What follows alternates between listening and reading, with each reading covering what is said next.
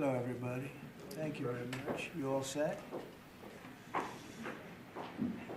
Well, we're talking about cafe standards, a very big deal, very important today. My administration has taken historic action to lower costs for American consumers, protect American auto jobs, and make buying a car much more affordable for countless American families and also safer.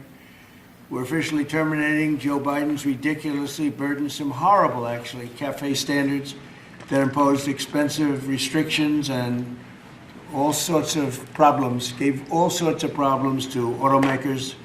And we're not only talking about here, we're talking about outside of our country, because nobody could do it. Nobody wanted to do it, and it was ridiculous, very expensive.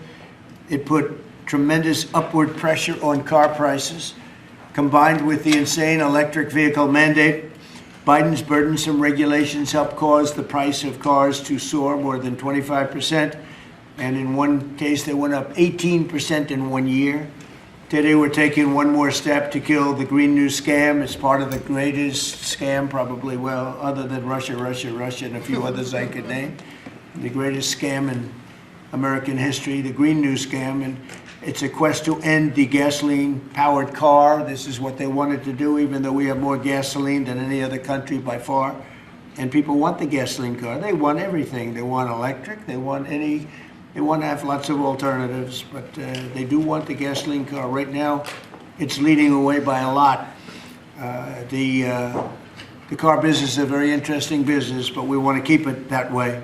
I want to thank Transportation Secretary Sean Duffy, Deputy Transportation Secretary Stephen Bradbury, as well as CEO of Ford, Jim Farley. Jim, where is Jim? Let's see.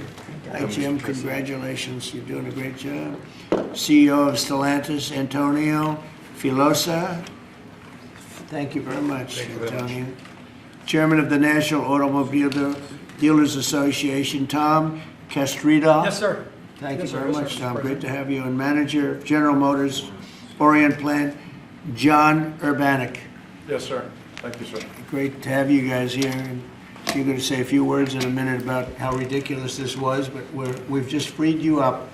So you're going to have a good day. You're going to have a good number of years. Thanks as well to Senators Shelley Moore Capito, Ted Cruz, Kevin Cramer, Marsha Blackburn, Eric Schmidt, and Bernie Marino, as well as Representatives Sam Graves, Vern Buchanan, Mike Kelly, Roger Williams, Lisa McClain, and Troy Balderson. All great people. These are great people. And I know there's a lot of support long beyond the people that are here. We've had tremendous support on this.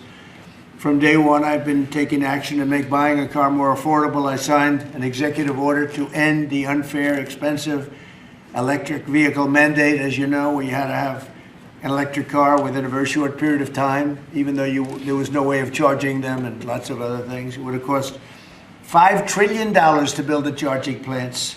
And as you know, in certain parts of the Midwest, they spent, to build 9 chargers, they spent $8 billion. So that wasn't working out too well. That was done before me, by the way. I wouldn't have let it go forward.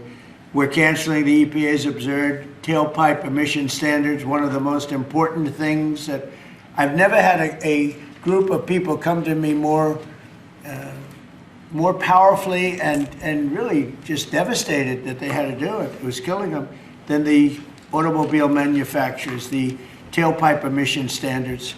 And I can tell you, your people at Ford were coming to me all the time, and they were saying, like, please, it doesn't do anything, and it's killing us. And it's driving the cost through the roof. And we revoked Biden's emissions waiver for California so that California communists could not regulate the automobile industry and ruin the entire nation of automobiles. And they were doing that, too. But we have that now under control also with your governor, who's got much more than he can control. Now, under the new rules being issued today by Secretary Duffy, the Department of Transportation will rescind the Biden fuel economy prices. And I hate to say that because they were really not economy. They were really, they were anti-economy. They were horrible what they were doing to the costs and actually making the car much worse. But these policies forced automakers to build cars using expensive technologies that drove up costs, drove up prices, and made the car much worse. The action is expected to save the typical consumer at least $1,000 off the price of a new car, and we think substantially more than that. Under the Trump administration, $70 billion are now being invested in the American auto industry. Ford has announced it will invest $5 billion across its Kentucky and Michigan plants. Is that a correct statement? At least 4,000 new jobs. Stellantis announced that it will invest $13 billion to expand its U.S.-based manufacturing by more than 50% and open new manufacturing facilities across the country. And I think a big part of that is also the tariffs. Because of tariffs, they're coming in, not only the automobile industry, AI, we're leading China in AI, we're leading everybody in AI, we're leading everybody in everything. We have the hottest country right now. I will tell you, a lot of political people behind me, great political people, very successful political people. We have the hottest country anywhere in the world. 1 year ago, we had a dead country, and now we have the hottest country anywhere in the world. And it started from November 5th, but it also started when we did the tariffs, and we've had tremendous support on the tariffs. It's bringing in trillions of dollars of wealth. It's bringing in national security. And I've stopped 8 wars, and of the 8 wars, 5 of them have been because of tariffs and trade. So they're very important. And General Motors plans to invest $4 billion as it brings its manufacturing back to the United States from Mexico. After falling by 5% under Biden, U.S. auto production has surged by 10% so far this year. You know, I won the auto workers vote, but now even the head of the auto workers said Trump is the greatest president we've ever seen. And he happens to be right about that. But we're protecting our auto workers, and we're making it easier for every family to afford high-quality cars. In other words, we're bringing automobiles back and the manufacturing of automobiles back into this country. We lost 52% over the years, 52% of our automobile manufacturing. You see it, closed factories all over the place. Now they're all opening up. They're being, in most cases, they're being knocked down, and new ones are being built in their place. And a big beneficiary is the state of Michigan, but South Carolina, even states that didn't really do too much with the automobiles, they're opening up plants. It's been amazing. So between automobile plants, AI plants, and plants of every other nation, really every other type, including chips, we're going to have a big percentage of the chip market very soon, not because of the CHIPS Act, which was horrible and ridiculous, where we just gave these companies billions and billions of dollars, and they just kept the money, but because of what we did with tariffs. They have to build here, otherwise they're going to have to pay tariffs. They won't be able to do business in the United States. And we're going to have a big percentage of the chip industry. As of about a year ago, 2 years ago, we had none. And now we're going to have a very big percentage when it all finishes out. So I'd like to ask Secretary Duffy to speak, and then Mr. Farley, and then Filosa, and Urbanik, and Castrita. And also we're going to ask some of our political leaders to speak, because let me tell you, they went out of their way. This was not easy. People were brainwashed. This is a green new scam. And people were paying too much for a car that didn't work as well. And now they're going to have a great car that's going to be environmentally friendly, but it's going to cost you a lot less, and it's going to work great. All of the nonsense is being taken out of the cars. So, Secretary Duffy, could you say a few words? Thank you, Mr. President. So yesterday at the cabinet meeting, the president was talking about affordability, and the way that Democrats talk about affordability is a lie. Today is a perfect example of that. So these CAFE standards used what was contrary to the law. The Congress set a rule that says you have to look at combustion engines. Biden and Buttigieg actually did an analysis using... Edge. That's right. Edge used EVs and hybrids to come up with a 62 mile an hour per gallon standard, which I think the car companies will tell you is completely unattainable.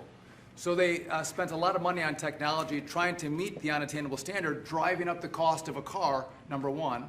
And then number two, if they couldn't meet the unattainable standard, they had to trade for carbon, costing billions of dollars, and again, driving up the price of the car. So, Mr. President, what Democrats were doing were not making cars more affordable, they're making them less affordable.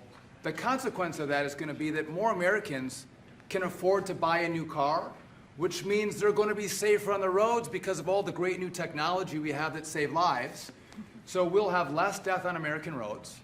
these rules are going to allow the automakers to make vehicles that Americans want to purchase, not vehicles that Joe Biden and Buttigieg wants them to build, which is important.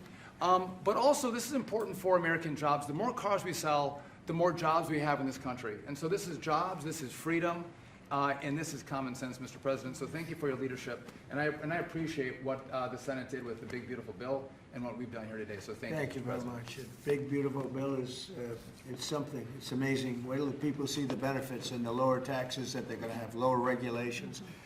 So, how about Ford? Mr. President and Secretary, all the important lawmakers here, competitors, today is a victory of common sense and affordability. We're very proud of Ford to be the #1 auto producer in our country. 80% of the vehicles we sell here we make in our country. Great. And we never left, unlike many of our competitors. We're the #1 exporter, and we have the most auto factory workers. And this CAFE standard that is aligned with customer demand is the right move for a lot of reasons. We were #2 last year in EV sales, we were #3 in hybrid, and we're the leading brand for combustion. We believe that people should be able to make a choice, as you said, Mr. President, and we will invest more in affordable vehicles. This allows us to invest in affordable vehicles made in the U.S., which we will take the lead on, and will allow us to make vehicles more affordable. So thank you for making this step for all of you. Thank you very much. One of the other things we're doing, it's separate from this meeting, but I think everybody here would agree with it. If you go to Japan, where I just left, and if you go to South Korea and Malaysia and other countries, they have a very small car, sort of like the Beetle used to be with the Volkswagen. They're very small, they're really cute, and I said, how would that do in this country? And everyone seems to think good, but you're not allowed to build them.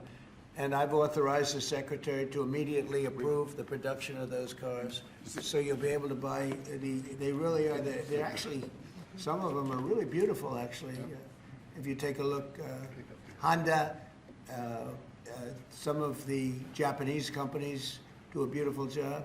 But we're not allowed to make them in this country. And I think you're going to do very well with those cars. So we're going to approve those cars. Would you like to say something about that? Well, no, just that he never stops working, so even when he's on Asian time, he's calling me at midnight in the States. But he gave me the directive to clear the regulations on this, to which we have. And so if Toyota or any other company wants to make smaller, more affordable cars, fuel efficient, we have cleared the deck so they can make them in America and sell them in America. They're really nice and less expensive. And it really gives people a chance to have a car, you know, have a brand new car as opposed to a car that maybe isn't so great. And so you car companies start thinking about that. I think it's going to be a tremendous market. Please, would you like to say something? Thank you, Mr. President. It's a great day for us at Stellantis today, because it's the day when we see CAFE regulation reconciled with real customers' demand. That's why at Stellantis we decided to invest to Jeep, Ram, Dodge, and Chrysler $13 billion in the next 4 years, increasing production by 50%, delivering to the market 5 new vehicles, and creating 5,000 additional jobs. That's because we believe in what you, Secretary Duffy, and all your team is doing in this country. We believe in growth, and we are ready to invest even more. So thank you very much. Thank you very much also for this great news of the K cars, which we are very interested in, and we are very looking forward to work with Secretary Duffy, your team, in the future for the next steps. Thank you very much. We'll get ready for those cars because we've already cleared the way. You can start right away. We will. Thank you very much, Mr. President. Thank you very much. Please. Mr. President, thank you so much for having me. Thank you very much. We support your leadership for this issue that is so important to the auto industry. I'm here representing the hard-working men and women of Orion Assembly in Michigan. Right. The facility, our manufacturing facility there, is currently going through a retool so that we can build additional U.S. manufactured pickup trucks and full-size sport utilities for our customers, and we're so excited about that. And thank you for your support. Secretary Duffy, thank you as well. And this is largely coming in because of the tariff situation. We're taking in trillions of dollars, actually, trillions, and we have so many other advantages, but these great companies are coming back to the United States. They left the United States. If somebody was sitting behind this desk that knew what they were doing, that wouldn't have happened. They would have said, well, you can sell your car here, but we're going to put a 100% tariff, and you would have never had the auto industry leave.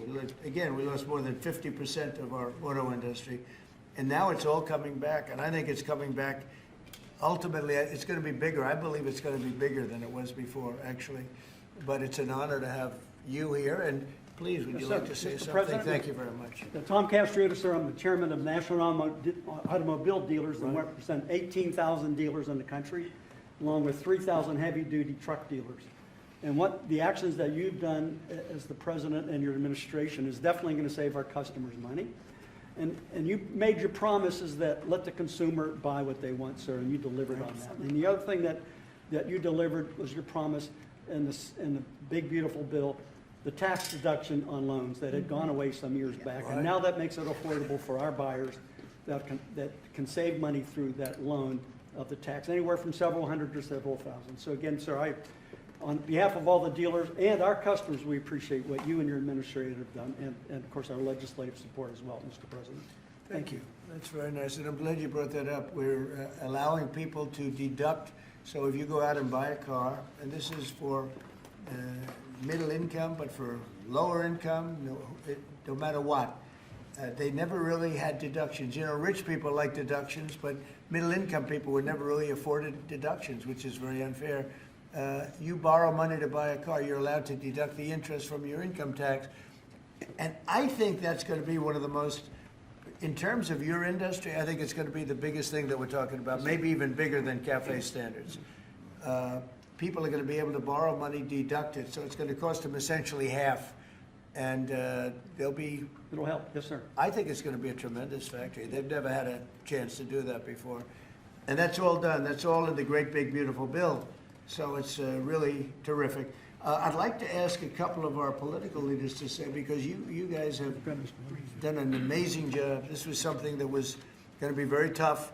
We had to fight lunatics to get it done, and they had no answers. You know, you just present them with the facts, and they just say, well, we're just not going to vote for it. They couldn't talk about it, but they didn't want to vote. I see Mike Kelly, my friend back there, has been with me from day one, right? Yep. What do you have to say, Mike? Well, you know what? I think you hit the key. Everybody's talking about the same thing. You know, In America, look at the way they like each other. You can see there's no hatred between these two guys. yeah, as long as I beat his price, we're friends. No, you hit it right on the head. The American people have always been able to choose what they want to buy. Right. They don't want to be taken out of a market by people who, quite frankly, don't even drive their own car, and saying, this is the way you've got to go going into the future, and saying, well, you may say that, but you're not in the market, you have no idea. And I know the business we're in, at the end of the day, if you were there with me, I'd say, oh, so Mr. President, other than price, what's keeping you from taking the car home today? It's always price. Yeah. And the fact that we can build a car that's affordable, that people want to buy, that's the key to it. What you've done is unlock the most ridiculous statute that ever came in with CAFE. It wasn't done by the Congress. It wasn't done, it was done by President Obama after the courts failed on it. So thank you for doing what you're doing. You're making America great again in every single way. Thank you. Thank you. It's going to be so big for the auto manufacturers. People aren't even going to believe the impact this has. You know, Mike used to come to my rallies all the time, and we'd have a rally. It was like 0 degrees. It was freezing. Everyone, and he'd sit there without a shirt on. And I didn't need that, you know. I didn't say it was pretty, but he would sit there in the cold, and he didn't mind it at all. I said, that's one tough cookie, right? You lit it up. We didn't need any heat. You were there. We had a good time. We had a lot of great rallies. We right? did. We did. Pennsylvania. Please, Mr. Congressman. Thank you, Mr. President. I represent the dealer body. I'm a dealer, and we got some other dealers in here, but this is huge for the dealer body, the local car dealer. We're going to be able to sell what the customer wants. The manufacturer's going to make what the customer wants. We've got all kinds of options to the big bill. It's going to enable people, as we talked about, to deduct payments and so forth. As we say in the business, they've never been cheaper than they are today, Mr. President. And it's going to be a great opportunity for the dealer body to sell what consumers want. And 99% of the businesses in America are small businesses. Many are car dealers, employ a lot of people. It's going to be a great year for us. We appreciate your leadership, and we appreciate, from a retail standpoint, we appreciate the manufacturers going to step up and build cars that customers want and that we want to sell. So thank you very much. It makes it a great country. He's also a very brave congressman because he was there on the baseball field that horrible day with Steve Scalise and some other people. He was hit, but he took it very well. He took it very well. You're my pal. Thank you. Thanks. Great job. Appreciate you. Great job. Appreciate it. Kevin, could you say a few words of wisdom? One of the really smart economic forecasters, I will tell you, beyond an economist. He's a real forecaster. Please. Sir, I think that there's a massive macroeconomic benefit to what we're doing today. And the way to think about it is that the car that has the best gas mileage that you could buy that has only gasoline is a Honda. I think it's about 36 miles per gallon. Joe Biden wanted to make every car on average be above 50. So there's no car made in the U.S. that you would be able to sell 2 years from now, 3 years from now, under that rule, because what he wanted to do was make everybody have an electric car, as you know. But here's the thing, that if everybody had an electric car, then nobody would be buying gasoline anymore, and they'd have to take all the miles that they travel and put it on the grid. And so we would have to increase the production of electricity in the U.S. by 25% over the next couple of years if they had their way. And so you've really stopped a massive disruption for the economy with this. So thank you, sir. And that wasn't the main reason, and yet it certainly is a main reason. You wouldn't have been able to do it even if you wanted it. It's just so crazy. That was the mandate, which we ended. Troy, would you like to say something? Great honor, thank you. My family was a former dealer, 48 years, Chrysler Dodge dealer, and then I got in the political world, sir. I had more fun in the dealership world, but I miss it, but I still play a big role in automobiles and grateful. I remember under President Obama, when the CAFE standards changed, as Mike brought up, and going through those challenging times as a Chrysler dealer before Stellantis came along. It was Daimler before you guys got it. So thank you very much for being here and making these changes. And as you said, that interest on the car loan piece was big. And I know that Bernie led the charge on that in the Senate and getting the one big beautiful bill. That really is a big deal, and people need to understand how big a deal that is. They did a great job. And by the way, we had a great victory last night. All to all. Yes. He's going to be a great congressman. I think so. Really, like us, right? Yeah, I think like us. One of my early endorsements, right? Yes, sir. Can we talk about it? You're right here, man. Come here. Let me say hello. Please, go ahead. Thank you, Mr. President, for your leadership. But the thing I've admired most, you've been in business, you've been in the battles over the years, and you're helping us lead us out. Most people that are up here have no idea about business or small business. It makes a big difference.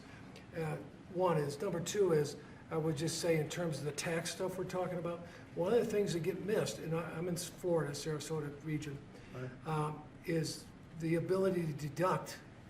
Most people have a small business, they'll have a lawn business, they'll have this, that, they buy a new or used truck.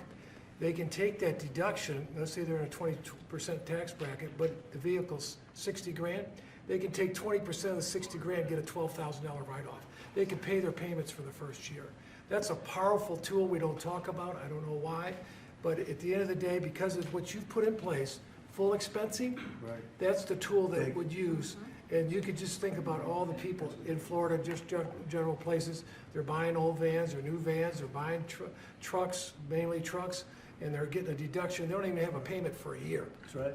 So it's one of the best things for One Ford of the and biggest everybody things else. in the expensing. Expensing is a powerful tool. They can write the whole asset off the first year, take that deduction, put $12,000 in their pocket on a $20,000. Well, let me mention one other thing. They got into the e-vehicles, electric cars. And I'm talking to dealers that come in and talk to me, and basically, they couldn't sell one, they couldn't give one away, and when these companies, or they got in because of whatever political pressure under the Biden administration, and they end up realizing that they got no market. A guy says, the car's been sitting there a year, I can't get rid of it. So they don't understand the market. The people produce the vehicles, and that's made a big difference in your leadership. But thanks for what you're doing here today. It's big, it's huge, it'll make a big difference.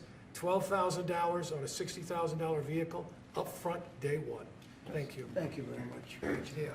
You know, we're just talking about something that's interesting. Ford would make, and I don't want to speak for Ford because we have one of the top people right here. Mr. President, it's fine if you want to talk about Ford. But Ford would make numerous electric cars in order to sell Yes. one Ford 150. Because they'd make all their money with the 150. Yes.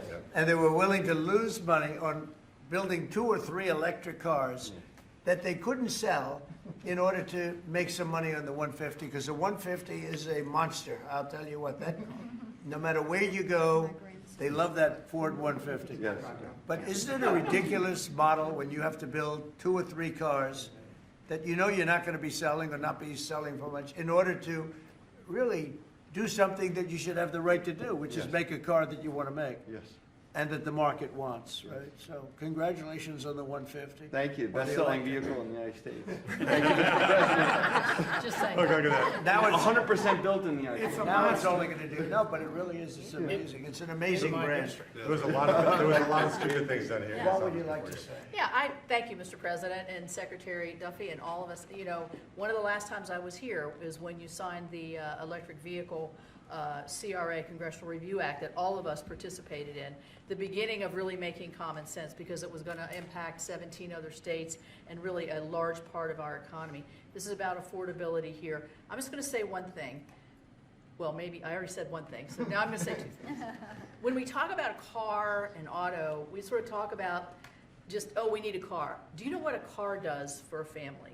You can take your children to school, you can go to the store, you can visit your mother, you can go to church, you can have a job, you have the flexibility that you need. A car for an American family is about a roadway to prosperity. Big deal.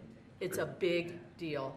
And so by making them more affordable, making them more choice-driven by what families want and need, today is a great day for the American family. Absolutely. Thank you. Absolutely, and the American worker.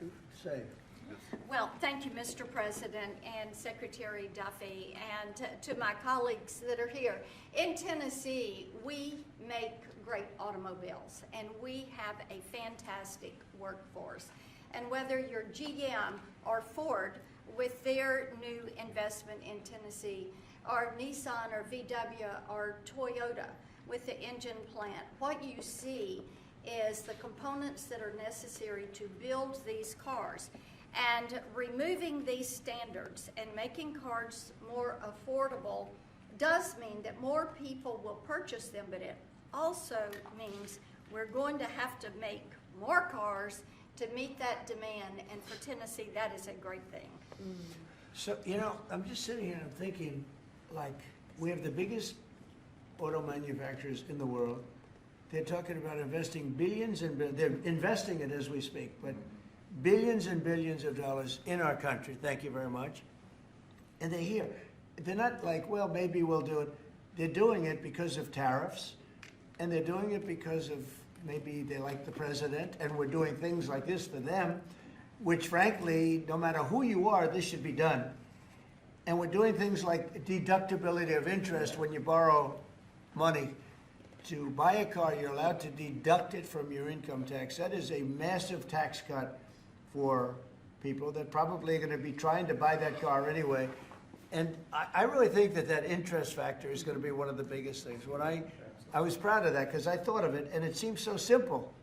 Other people are allowed big interest. If you're a rich person, you're allowed to have big interest deductions for different things you do. But if you're a middle-income person who has to buy a car, you were never entitled to anything.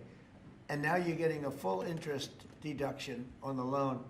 And I think that's going to have one of the biggest impacts. But we're here with companies that are investing tens of billions of dollars in our country as we speak. It's not going to be in 2 years or 3 years. A lot of it's because of the expensing provision in the bill, in the big, beautiful bill. But a miracle is happening in our country. It's a miracle. This is just the auto industry, but we have other industries where it's the same thing. They're building all over our country, and this is a revolution is happening. It's a business revolution. It's a jobs revolution. It's a car revolution. We're bringing back the car industry that was stolen from us because we have people that didn't know what they were doing sitting at this desk. And they put the wrong people in because they weren't advised properly. And this is really an incredible thing that's happening. Go ahead, Yeah, David. well, thank you, Mr. President. And I think in many respects, pretty much everything that could be said has been, except that I think what Kevin talks about in terms of the cascading economic opportunity from this one single event is just the tip of the iceberg. When you think of all the rules and regulations that you have repealed, I think it's more important, frankly, than the tax cuts. However, in the Working Family Tax Cuts Act, remember we made permanent a lot of really good policy from the first Trump era, not the least of which for small businesses is bonus depreciation. The opportunity to depreciate the year that you purchase an F-150 for your small business or a large truck for your farm. I just think we're going to roll into 2026 and we're going to see an escalation of economic opportunity, the likes of which I probably have never seen. I think nobody's ever seen it, nobody in the world, because there's never been 18 or whatever it ends up being. In 10 months, we have $18 trillion being invested. We never had $1 trillion being invested. And Biden had much less than that. Think of it. He had less than $1 trillion over 4 years. We have 18 trillion in 10 months, and it's actually as of 9 months. So there's never been anything. Eric? Yeah, what Mr. do you President, have to say? thank you, and on behalf of the people of the great state of Missouri, who we actually make things from F-15s to F-47s now, thanks to you. We'll be building the F-47 and then F-150s. And those are real jobs, and we make things in Missouri. This is going to go a long way, I think, for making things more affordable for normal people. Nothing could be more American than driving a car on the highway, and this is going to make that more accessible for more people. So thanks for your leadership. Your state's doing a great job. Yeah, well, they love you It's a too. great place. Thank you. Please. Thank you, Mr. President. I'm going to talk to you just a minute from a rural perspective, Okay. because these CAFE standards were absolutely unworkable in rural Missouri. We need vehicles that are practical and affordable and can haul for our small businesses, for agriculture, and it just simply didn't work. Those CAFE standards didn't work, so I applaud you, Secretary Duffy, for your hard work and what you're doing on behalf of rural America. Well, it was keeping a lot of manufacturers out of our country, too. They said, we're not going to, are you crazy? They thought, outside manufacturers thought we were absolutely insane with all of the different things that were just made up nonsense. It was like made up, it was really made up by people that hate our country, I really believe. Does anybody else have anything to say? I'd say about two quick things, Mr. Oh, go. President. Bernie, I didn't see you. Two quick things I think are really important. So the person who sat behind this desk before you gave $7,500 in subsidies to multi-millionaires who are leasing electric Rolls Royces, electric Porsches, electric Lamborghinis. We're getting $7,500 from the taxpayer. And these Democrats sit on this floor and say that Republicans are for millionaires and billionaires. We are the opposite of giving $7,500 to multi-billionaires to lease foreign electric vehicles. Number two, because of your policies, at the beginning of the year, 51% of the cars sold in America were made in America, 51%, before you got sworn in. Last month, that number was 57%. We moved it 6 points, which nobody thought would be possible in 4 years. We did it in 10 months. That's something that maybe the news should cover a little bit more. And we've driven down the price of automobiles. The car prices for consumers are down before you did these Just things. about everything is down. You know, this whole thing is, they use the word affordability. It's a Democrat hoax. They're the ones that drove the prices up. And all they do is say, affordability, and you're supposed to say, oh, that means they had low prices. No, we inherited the worst inflation in the history of our country. They say 48 years, but let's say that's history. I don't believe that. Biden had, because of his stupid ways and between his energy policies and his spending policies, we had the worst inflation in the history of our country. And now our prices are coming down, and they're coming down for cars, and they're coming down. I mean, did you hear yesterday when Chris Wright from Energy, the head of energy in our country, said there are now parts of our country, it's all happening, $1.99 for gasoline, a gallon. And we have it at $2.50, $2.60. It was at $5. And that's bigger than any tax cut we could give. You know, for the average family, that's considered bigger than any tax cut. So the word affordability, when they mention it, you ever watch them? It's all about, I saw the young lady that lost last night. She lost by a lot more than they thought. And we have a great new candidate in Congress, really great, Matt Van Epps. But I saw last night, she said, it's all about affordability, all about, they never talk about like the specifics. Everything was through the roof. Eggs, when I took over, eggs were 4 times higher than they ever were. We got the prices down to the lowest level. Yep. I mean, amazing. But they never, you gotta watch, they're great con people. It's like the Inflation Reduction Act. And after they got it approved, because everybody said inflation reduction, they admitted it had nothing to do with reducing inflation. It's a con job. I think affordability is the greatest con job. They look at you and they say, affordability. They don't say anything else. Everyone says, oh, their prices were so low. No, they had the worst inflation. We had the highest prices we ever had, and now they're all coming down, including beef is coming down. Beef was up there a little bit. Our ranchers did well, but we got to make them do a little bit less well, perhaps.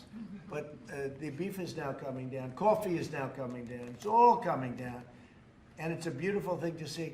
But remember this, when they use the word affordability, they just say, they never say anything else. This election's about affordability, and then they go into the next subject. It's a con job. They caused the highest prices in the history of our country, the worst inflation in the history of our country, and we're getting those prices down, and they're coming down rapidly, and you'll see those results very soon. Anybody else want to say a few words? Oh, Ted, I can't believe it. I'm easy to miss. It's very rare that I would miss it. Go ahead, Ted. Well, Mr. President, I want to congratulate you on behalf of everyone here for the leadership that you're showing. And this is a victory today for consumers. This is a victory for affordability. Your critics like to say the word affordability. Under Joe Biden and the Democrats, they put mandate after mandate after mandate on cars and trucks, and they drove the price up thousands and thousands of dollars. And with the actions you're taking today, and you put on top of that the one big beautiful bill, you know, most of the senators here on the Senate Commerce Committee, and on the Commerce Committee, we worked together to zero out the CAFE standards. We wrote that into the law that the CAFE standards went to zero. What does that mean? It means you can now, as a consumer, buy the car you want. It also means people's lives will be safer, because what these regulations did is they forced cars to be more expensive and made of plastic instead of steel, because you had to make them lighter to comply with these standards, so you'd get in a wreck and people would die. The result of what you're doing, you're literally saving people's lives, and you're making it where families can afford to get a new car. These actions will drop the cost of cars and trucks thousands of dollars. That makes a real difference. And I'll make one final point. You know, about half the members here are car dealers. And I will say my good friend Roger Williams out in the lobby, he tried to sell me a car, which didn't surprise me, but I just want to give props to Mike Kelly. He showed he was savvier because he tried to sell you a car, and you can afford a much nicer car than I can. So well done, Mike Roger. You just went to the wrong customer.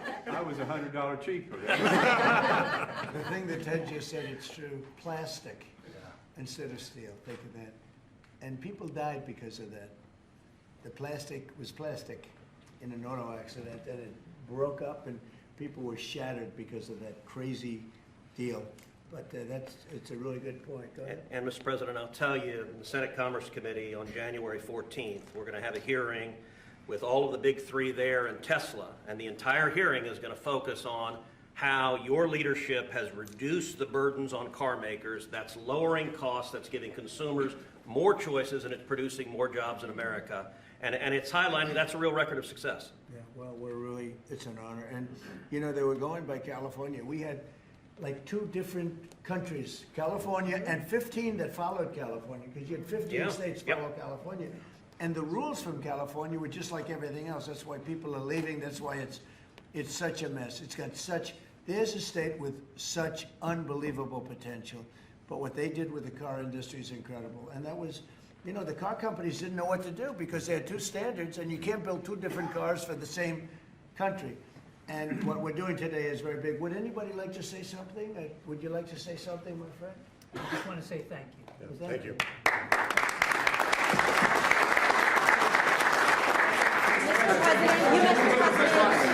Mr. President, thank you. Once And we again, love you, Brian. oh, I love you too, Mr. Okay. President. He's I've always said, he's a good man. well, Go I ahead. appreciate that. I've always said you've tackled the three M's: mortgage, munchkins, and marriage. You've solidified all of those.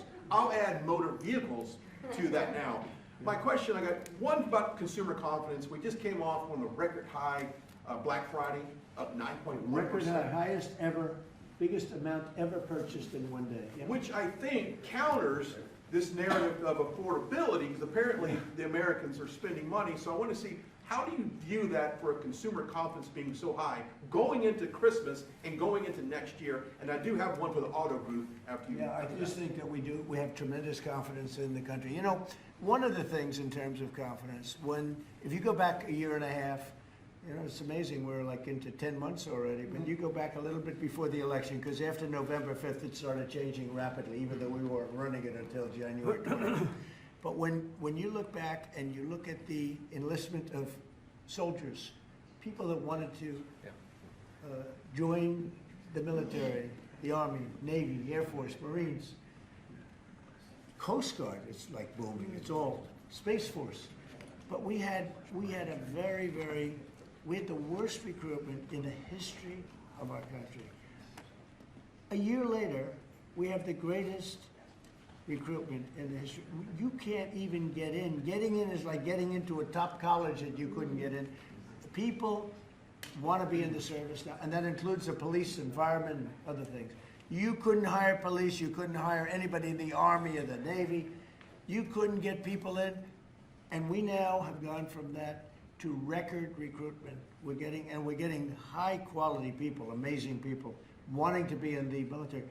They have spirit now, you know, call it what you want, but that's part of it. But they have great spirit now. It's a great thing. Go ahead, ask your second question. Okay, my second question, I've got a lot of close family friends in the automotive business, own dealerships all across Southern California. They sent me a question to ask you.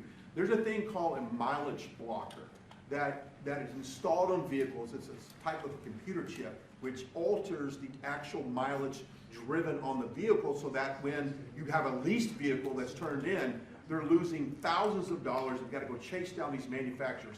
What can we do to track down these manufacturers of this illegal computer chip that's really hurting automotive industry? Have you heard about this? Yes, sir. They're getting built in China, and most of them are coming out of Great Britain, sir. They're being distributed through China, through distributors, selling them online through Great Britain. Yes, sir. Wow, that's Yes, not sir. so good. What do you think? No, look at that.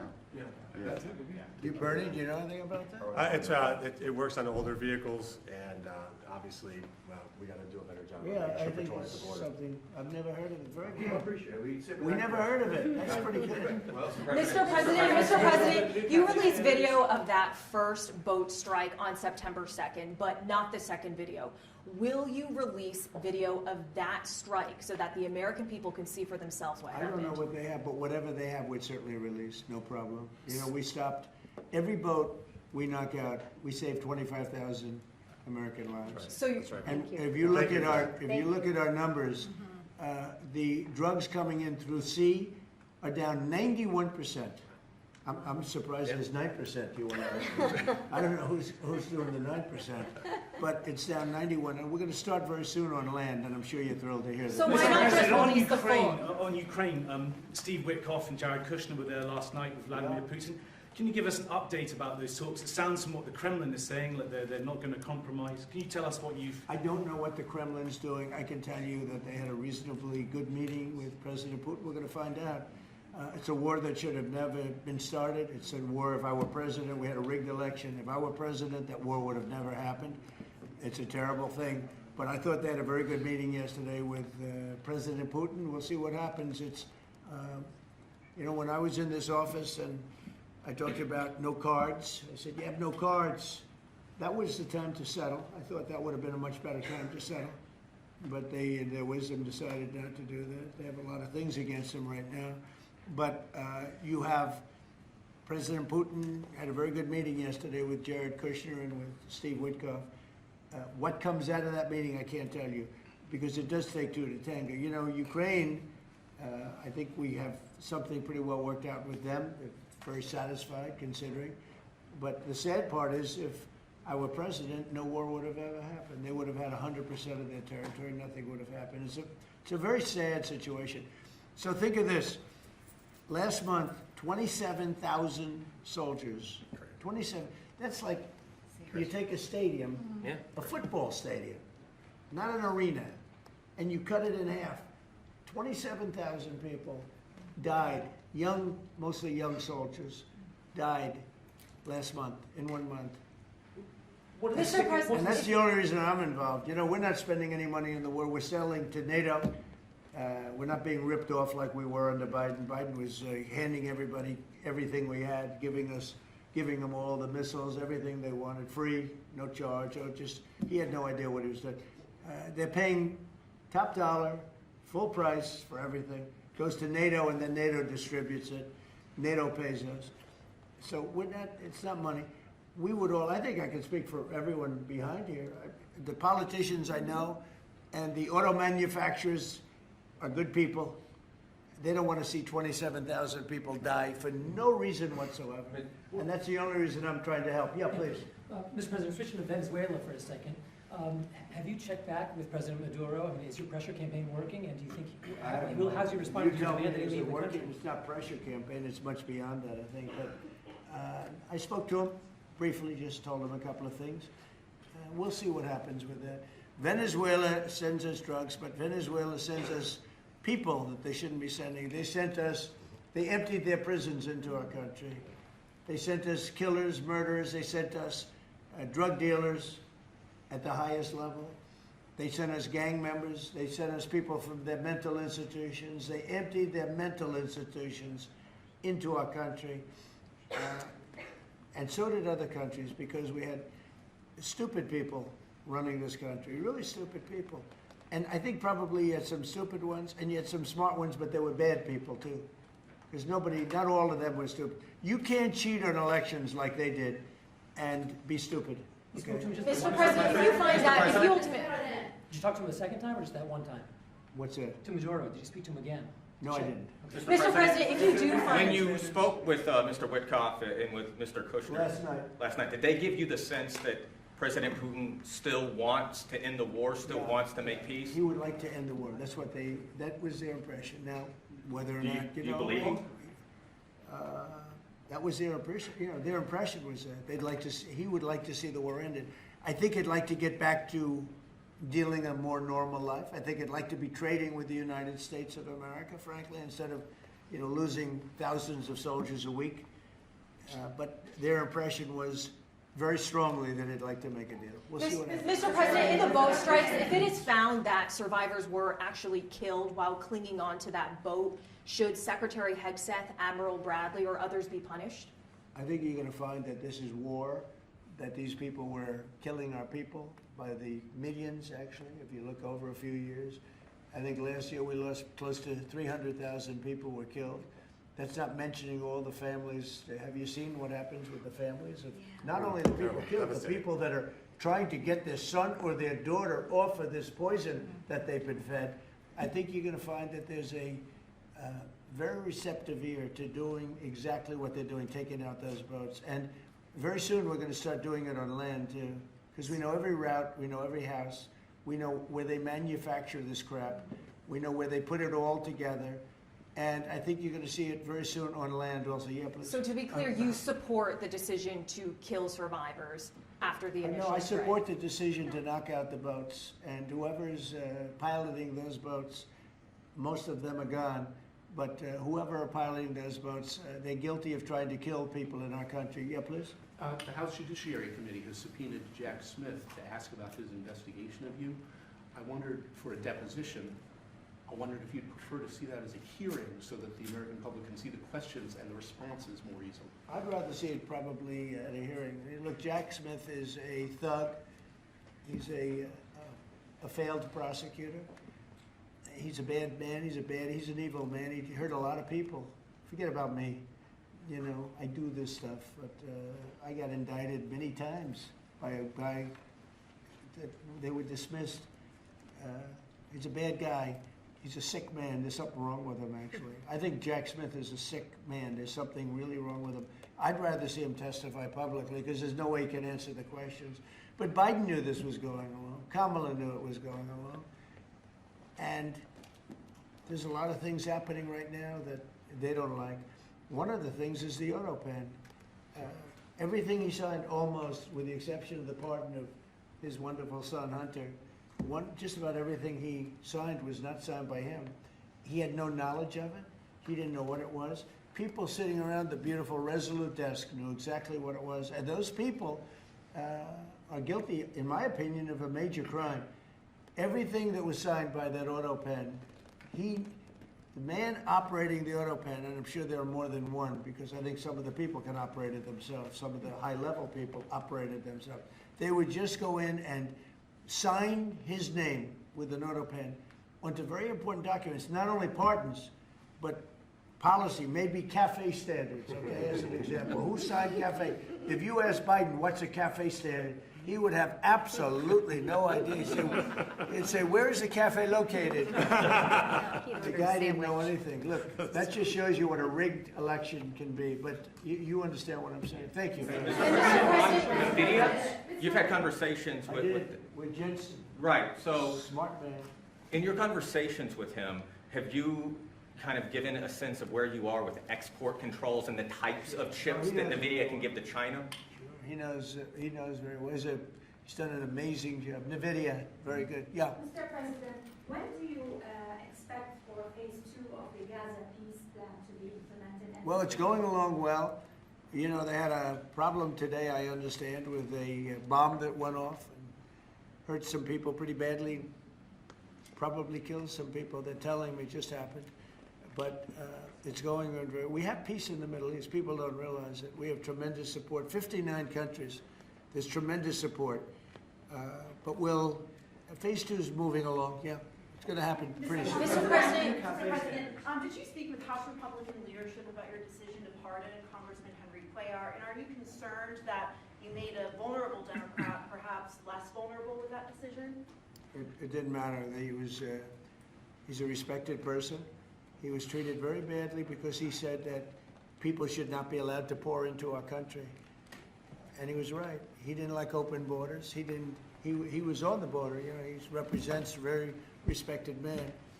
He represents the people on the border. And he saw what was happening. And as soon as he made that statement, I then said, I'll bet he gets indicted. And that's what happened. You know, I put out my truth from that. Well, I did a truth. Wonderful truth. We love truth. But what happened is he got indicted for speaking the truth. And his wife got indicted, Imelda. And that's sort of a first. Usually they leave the wives alone, right? Don't they, Congressman? Yeah. Typically they indict somebody, put him in jail for the rest of his life, but the wife can just sit home and cry, or she'll find a new man, you know? A lot of times they find a new man that makes them much happier. In fact, a lot of times they like that man better than the one that's in jail. Go ahead. Thank you. The mayor of Minneapolis, Jacob Frey, is saying that he's actually proud to have the largest Somali community in the country, and his police chief... Well, then he's a fool. Well, his police chief is also I wouldn't be proud to have the largest Somalian. Look at their nation. Look how bad their nation is. It's not even a nation. It's just people walking around killing each other. Look, these Somalians have taken billions of dollars out of our country. They've taken billions and billions of dollars. They have a representative, Ilhan Omar, who they say married her brother. That's a fraud. She tries to deny it now, but you can't really deny it because, you know, it just happened. She shouldn't be allowed to be a congresswoman, and I'm sure people are looking at that. And she should be thrown the hell out of our country. And most of those people, they have destroyed Minnesota, okay? Minnesota, you have an incompetent governor. You have a crooked governor. He's crooked as hell, but he's incompetent. Walz he should be ashamed. That beautiful land, that beautiful state, it's a hellhole right now. And the Somalians should be out of here. They've destroyed our country. And all they do is complain, complain, complain. You have her. She's always talking about the Constitution provides me with, go back to your own country and figure out your Constitution. All she does is complain about this country. Without this country, she would not be in very good shape. She probably wouldn't be alive right now. So Somalia's considered by many to be the worst country on earth. I don't know. I haven't been there. I won't be there anytime soon, I hope. But what Somalia, what the Somalian people have done to Minnesota is not even believable. It's not even believable. And a lot of it starts with the governor. A lot of it starts with Barack Hussein Obama, because that's when people started coming in. And you have to have people come in that are going to love our country, cherish our country. They want to kiss our country goodnight. They talk about our country. We want them to pray for our country. This is not the people living in Minnesota. And she's a disaster. She should not be, and her friends shouldn't be allowed. Frankly, they shouldn't even be allowed to be congresspeople, okay? They shouldn't even be allowed to be congresspeople, because they don't represent the interests of our country. Anybody else? Mr. President, you on Somali immigrants. The automakers spent billions on meeting the Biden EV rules. Should they be able to recoup that somehow, given the change? No, I'm not doing it. No. I'm not letting them recoup. They're going to do just fine. You know how they recoup? From this point forward, they'll do very well. Can you also talk about the USMCA and what you're thinking about renegotiating that with the automakers? Well, we're you know, that's just an ongoing thing. It expires in about a year, and we'll either let it expire or we'll maybe work out another deal with Mexico and Canada. But look, Mexico and Canada have taken advantage of the United States, like just about every other country, in all fairness. It's not them, I'm not blaming them. But every country, because we had stupid people running our country. We had a lot of stupid people running. That's why we have $38 trillion in debt. But the beautiful thing about the tariffs is we'll start paying off that debt. The money coming in, they're finding money in our country now that they never knew existed. The other day, $30 billion. Where did it come from? I said, why don't you check the tariff shelf? They said, sir, that tariff hasn't started yet. It doesn't start till January. I said, no, it started 2 months ago. They called back, sir, you're right, it was from tariffs.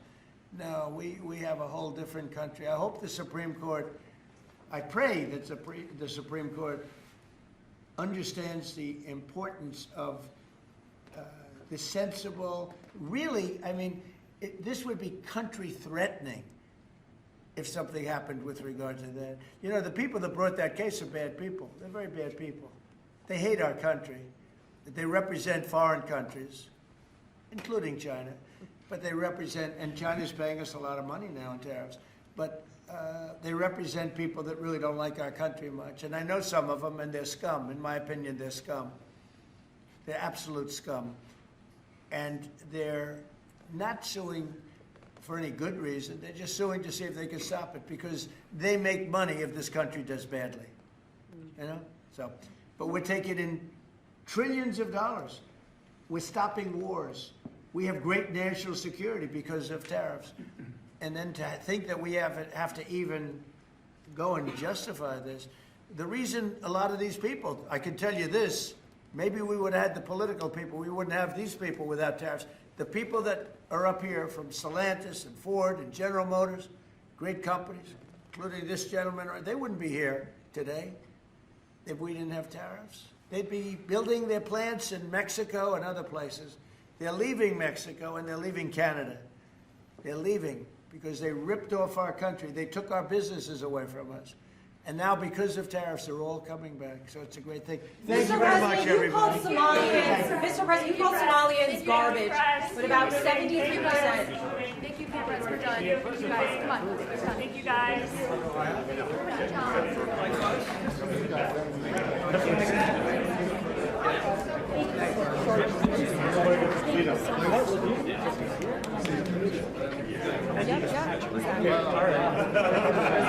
Thank you so much for everything you do for our state. So nice to meet you. Good luck with the game. Signal. Signal us that